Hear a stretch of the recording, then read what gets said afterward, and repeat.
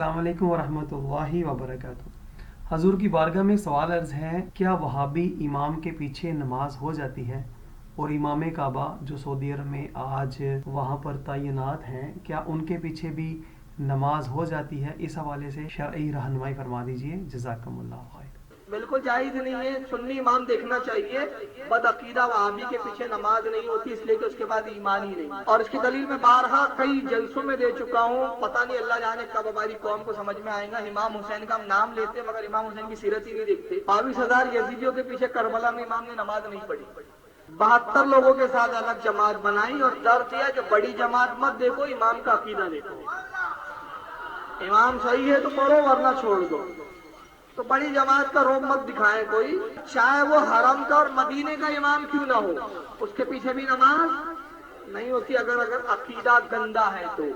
क्योंकि मदीने में बहुत सारे बदअकीदों ने भी किसी जमाने में नमाज पढ़ाई।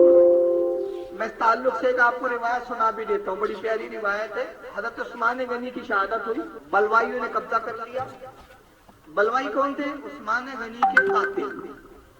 मस्जिद नबवी में बलवाइयों का इमाम नमाज पढ़ाता है। लोग हजरत अली के पास आए, कहा कि आप क्या हुक्म देते हैं, हम बलवाइयों के इमाम के पीछे नमाज पढ़ लें जो हजरत उस्मान के कातिल हैं?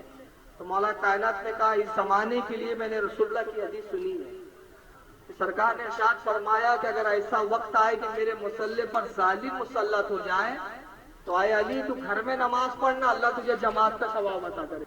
सरकार ने इरशाद फरमाया कि अगर ऐसा वक्त आए कि मेरे मुसल्ले पर जालिम मुसल्लत हो जाए तो आए अली तू घर में नमाज पढ़ना, अल्लाह तुझे जमात का सवाब अता करेगा। तो वो तो उस्मान के कातिल थे, ये तो कमबख्त ईमान के कातिल है। ये तो उससे बुरे हैं, उससे बदतर है, तो इनके पीछे नहीं होंगे।